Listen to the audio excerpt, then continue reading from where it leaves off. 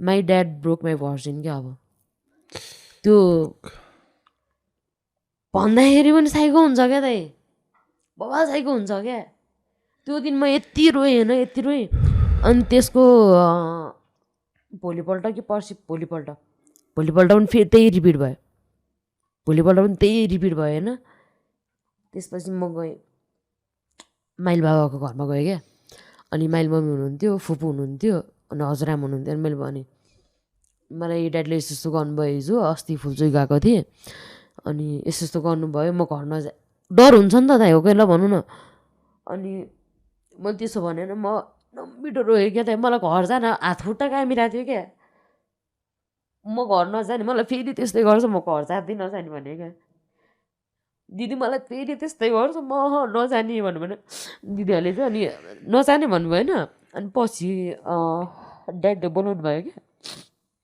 अनि आएँ अनि पछि अङ्कल पुलिसमै हुनुहुन्थ्यो नि त अनि अङ्कललाई पनि भनेँ क्या मैले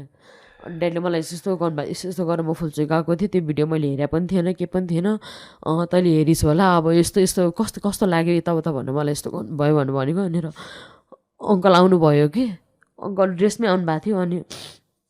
अङ्कलले चाहिँ म मेडिकल चेक गर्न लान्छु भन्नुभयो क्या मैले सिधै भनेको ड्याडीले चाहिँ होइन कि होइन मैले त्यस्तो गरेको छैन भन्नुभयो नि त अनि मैले सिधै भनेको क्या मलाई मेडिकल चेक गर्न लैजानु होइन गरेको हो कि होइन सबै थाहा पाउनुहुन्छ हिजो पनि गरेको आज पनि गरेको म यो घरमा बस्दै नबस्ने भनेको क्या मैले मलाई घरभित्रै छिन डर लाग्यो क्या दाइ अनि अङ्कल माइलो बाबा अनि माइलो मम्मी फुपू आउनु भएको थियो होइन मलाई लिएर यसलाई मेडिकल गर्न लगिस् भने